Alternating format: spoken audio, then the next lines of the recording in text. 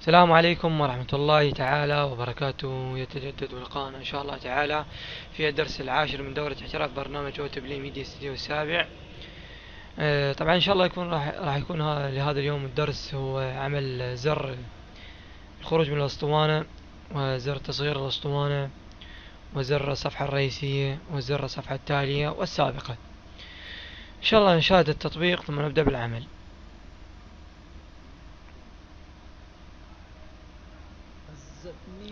كما شاهدنا هذا تطبيقنا لهذا اليوم. طبعا اسطوانة ما فيها ماسك، تم حذف الماسك وعملها الاسطوانة على شكل فلات.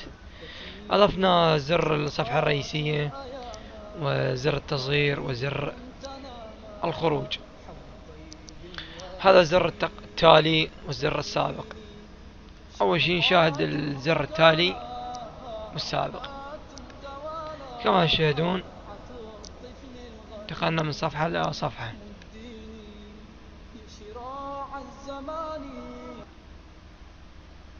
كما تشاهدون انتقلنا من صفحة إلى صفحة.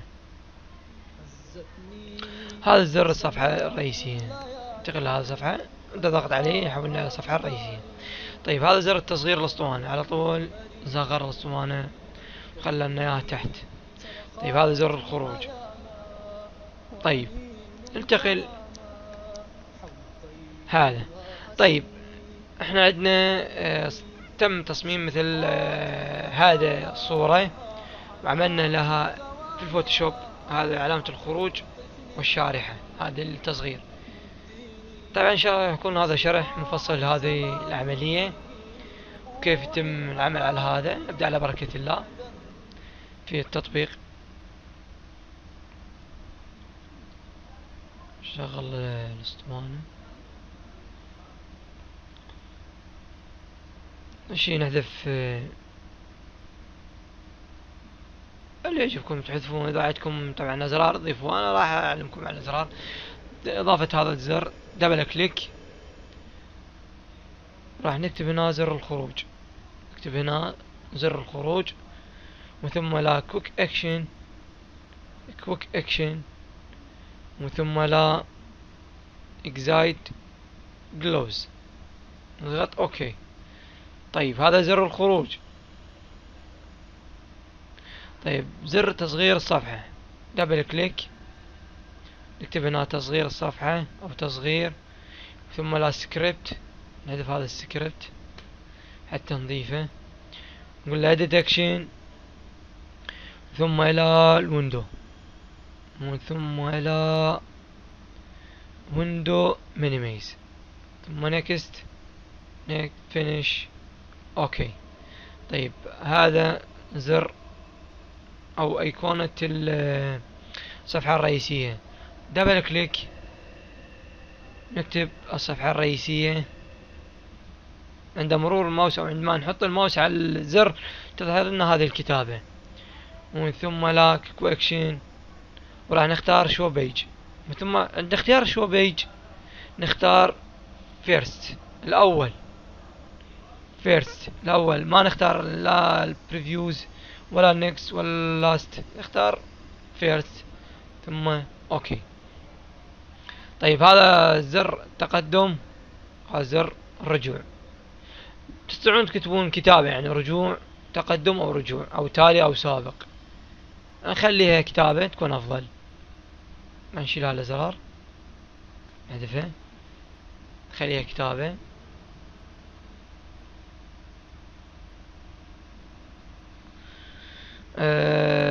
التالي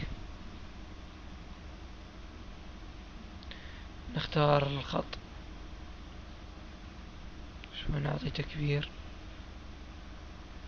نختار ابيض ثم اسود. خلى هذا التالي هنا. ضيف كلمة السابق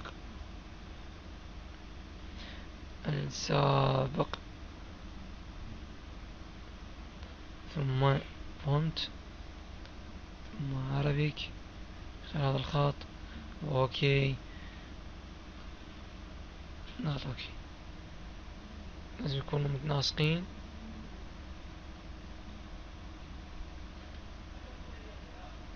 طيب نضغط دبل كليك، نضع، طبعا ما يحتاج هنا نضع كلمة التالي. نختار كوك اكشن ثم شو بيج، وراح نختار نيكست، راح نختار نيكست. اوكي. طيب السابق كوك اكشن ثم راح نختار شو بيج ثم لا بريفيوز ثم اوكي. طبعا عند عرض الاسطوانة اول شي راح نشوف ان شاء الله. طبعا عند عرض الاسطوانة راح يظهر هذا الماسك، الماسك الخارجي للاسطوانة. طيب طريقة حذف هذا الماسك، يعني عندنا هنا كلمة خروج، زر خروج، وهنا راح يصير عندنا زر خروج، راح يعني يكون منظر الاسطوانة غير لائق. طيب بروجكت سيتنج ثم نختار فلات، راح ينحذف لنا هذا، راح ينحذف الماسك، ماسك الاسطوانة. نختار فلات ثم اوكي ونشاهد التطبيق. كما تشاهدون اصبح فلات، نعطيه خروج. طيب كليك يمنه ثم نختار دبليكيت بيج او كنترول شيفت دي، على طول يكرر لنا ما تحتويه الصفحة. طيب نضغط وراح يختار لنا هذا، كما تشاهدون هذه الصفحة. نضغط دبل كليك ونشوف لنا صورة. اي صورة، اختار هاي الصورة. اوكي. ما راح يباين عندنا الخط، نغير الى احمر. اوكي احمر.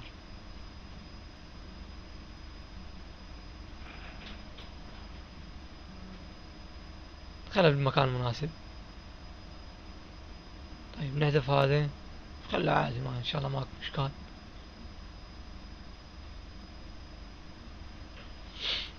طبعا اول شي نشاهد التطبيق حتى يكون الفرق واضح. تالي هاي الازرار العادية كما تشاهدون.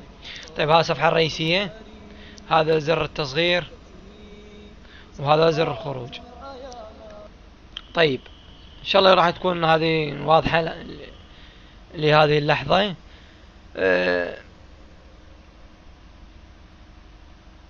شوف وين دبت هذه. طيب عندنا مثل هذه الصورة، نعرضها لكم.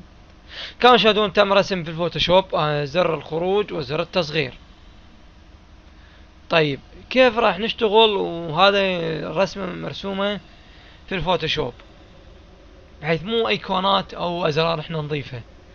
هذه طريقة سهلة ان شاء الله راح نتعلمها. نضيف اول شي ننشئ صفحة edit page، صفحة فارغة، ثم دبل كليك راح نختار الصورة. انا حطيتها على الديسكتوب، سطح المكتب. هذه الصورة، نضغط اوكي. طبعا عفوا نختار فلات. اوكي لا خلها، لان اصلا ضفناها فلات. طيب هذه يعني ما نستطيع التحكم بهذه الازرار المرسومة. طريقة سهلة ان شاء الله راح نتعلمها. نضغط على نيو هوست اوبجكت، راح يظهر لنا هذا المربع.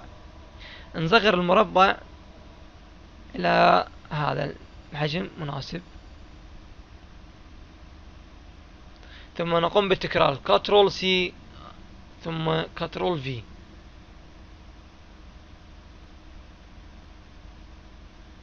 طيب نضغط دبل كليك نكتب خروج. طيب كويك اكشن ثم اكزايت كلوز، نضغط اوكي. نختار الزر الثاني نكتب تصغير. اوكي شباب، عشان راح يكون واضح. نختار سكريبت اديت اكشن ثم الويندو مينيمايز ثم نيكست فينيش. اوكي، نشاهد التطبيق.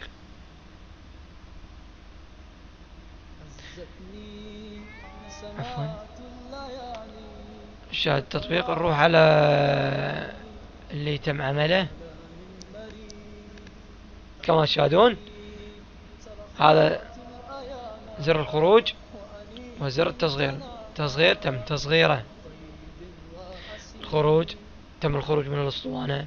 كانت هي هذه فكرة درسنا، كيفية عمل زر لغلق وتصغير الاسطوانة وزر الصفحة التالية والسابقة والرئيسية. اتمنى ان اكون وفقت في الشرح. كان معكم اخوكم بريان، فمان الله.